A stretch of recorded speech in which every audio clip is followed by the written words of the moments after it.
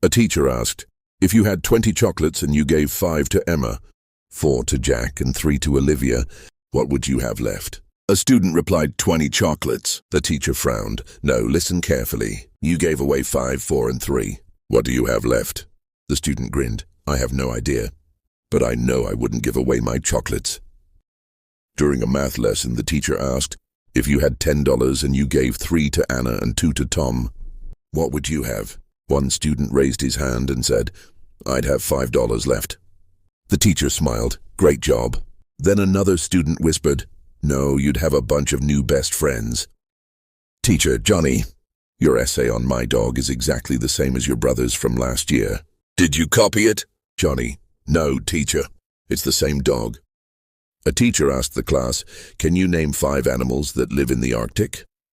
One student confidently replied, sure, 3 polar bears and 2 penguins. A teacher asked the class, if you have 10 cookies and you give 2 to Sarah, 2 to John and 2 to Emily, what do you have left? A student quickly replied, a fight over the last 4 cookies.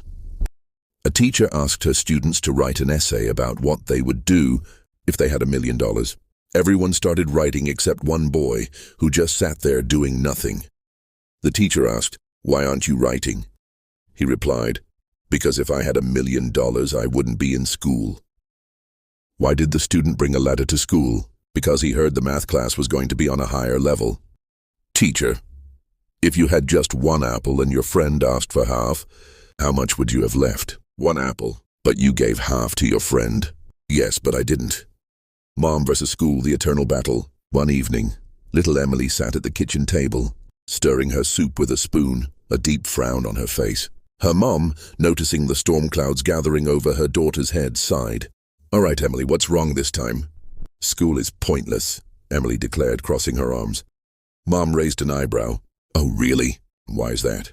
Emily sighed dramatically. Because every time I learn something, they change it. Mom chuckled. What do you mean? Emily rolled her eyes. Last year I learned that Pluto was a planet. Now it's not. I learned cursive writing, but nobody even uses it. And they taught me that Columbus discovered America, but now they say he didn't.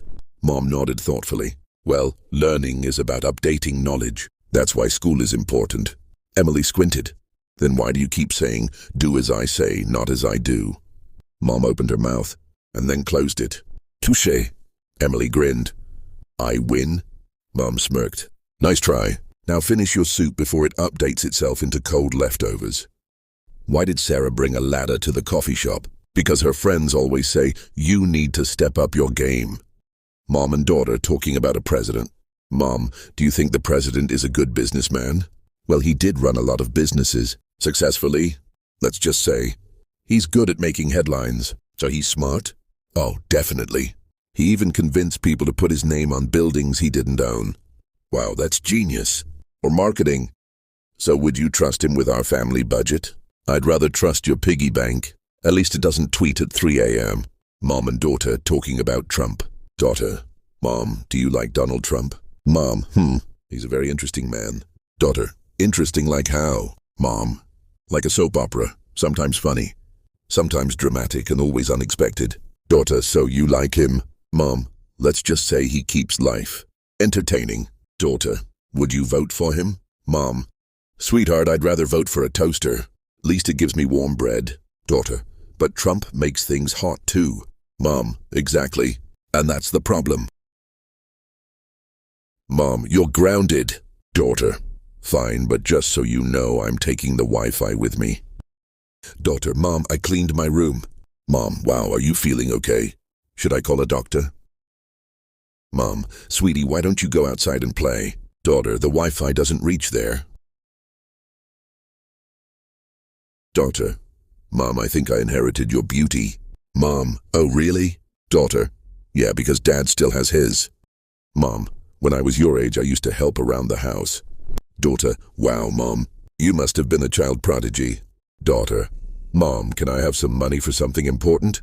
Mom, what is it? Daughter, a sale on makeup. I can't leave the house without it. Mom, sweetie, why does your room look like a disaster? Daughter, because I wanted it to match my life. Mom, did you clean your room? Daughter, yes. Mom, Then why can't I see the floor, daughter? Because vacuuming is just a theory, but mess is reality. Title: The Great Beach Disaster. Emma and Sophie had been waiting all week for their beach day. They had planned everything down to the last detail. Emma packed the snacks. Sophie brought the sunscreen. And they both promised to take Instagram-worthy pictures. But as soon as they arrived, things started going wrong. 1. The wind's revenge. The moment Emma opened her beach bag, a powerful gust of wind blew all their snacks into the air. Chips, cookies, and even a sandwich took flight. One particularly aggressive seagull swooped in and stole Sophie's ham sandwich right from midair. "Did you see that?" Sophie gasped. "That bird just mugged me." "Well," Emma shrugged, "at least now we know who the real beach gangsters are." 2. The sunscreen catastrophe. Determined to avoid sunburn, Sophie grabbed the sunscreen and started applying it generously. But as she squeezed the bottle, a massive glob of sunscreen shot out, straight into Emma's eyes. "Ah, I'm blind!" Emma screamed, stumbling around like a lost pirate. Sophie tried to help, but instead, she tripped over a towel and landed face first into the sand. When she looked up, her entire face was covered in sand, making her look like a breaded chicken nugget. A little kid walking by pointed at her and whispered to his mom, "Mommy, is that a sand monster?" 3. The Instagram fail. After recovering from the sunscreen disaster, the girls decided to take the perfect beach selfie. They found a great spot, adjusted their sunglasses, and posed dramatically against the sunset. Just as Sophie clicked the button, a massive wave crashed behind them, sending a tidal wave of water straight at them. Their perfect selfie turned into a chaotic mess as the phone slipped out of Sophie's hands and landed right in the wet sand. Sophie picked up her phone, eyes wide with horror. "My phone! It's covered in sand and smells like fish." "Don't worry," Emma said. "Maybe the fish will like your selfies." 4. The floaty fiasco. Determined to enjoy the water, the girls found an inflatable flamingo floaty and hopped on. They paddled a little further out, enjoying the gentle waves, until they heard a loud psh. Emma froze. "Did you hear that?" Sophie looked down and saw the flamingo slowly deflating. "Abandon ship," she yelled as the floaty dramatically collapsed under them. They both plunged into the water, screaming. As they surfaced, coughing and laughing, they realized they had drifted quite far from shore. A lifeguard was already standing on the beach, hands on his hips, shaking his head. "How do we always end up in these situations?" Emma groaned. "It's a gift," Sophie grinned. 5. The unexpected ending. Cold, exhausted, and completely covered in seaweed, the girls dragged themselves back to the shore. Sophie flopped down on the sand, sighing. "I don't think this day could get any worse." A mother-daughter adventure in the forest. It was a bright Saturday morning when Anna and her 8-year-old daughter, Lila, decided to go on an adventure in the nearby forest. The sun was shining, and the birds were singing, making it a perfect day for a walk.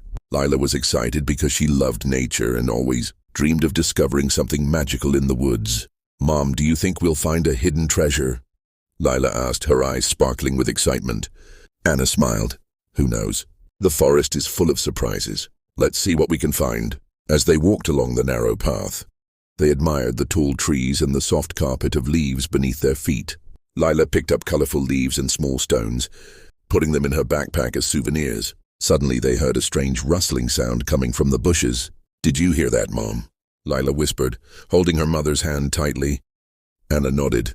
"Let's check it out, but stay close to me." Slowly they approached the bush, and to their surprise, a little fox peeked out. It had bright orange fur and big, curious eyes. The fox stared at them for a moment, then quickly disappeared into the forest. "Wow, that was amazing," Lila exclaimed. "I've never seen a fox so close." They continued their walk deeper into the forest, following a small stream. Suddenly, dark clouds covered the sky, and a light drizzle began to fall. "Oh no, we didn't bring an umbrella," Anna said, looking around. "Look, Mom, a big tree with a hollow trunk. We can hide there," Lila pointed excitedly. They ran to the tree and squeezed inside the hollow space. It was surprisingly dry and cozy. They laughed, feeling like explorers hiding in a secret cave. After a few minutes, the rain stopped, and the sun came out again. As they stepped out, they noticed something shiny in the mud. Lila picked it up and gasped. "Mom, it's an old coin." Anna examined it. "It looks very old. Maybe someone lost it long ago." Lila grinned. "I knew we would find a treasure." They decided to take the coin home and research its history. As they walked back, Lila held her mother's hand and smiled. This was the best adventure ever. Anna hugged her daughter, and there will be many more to come.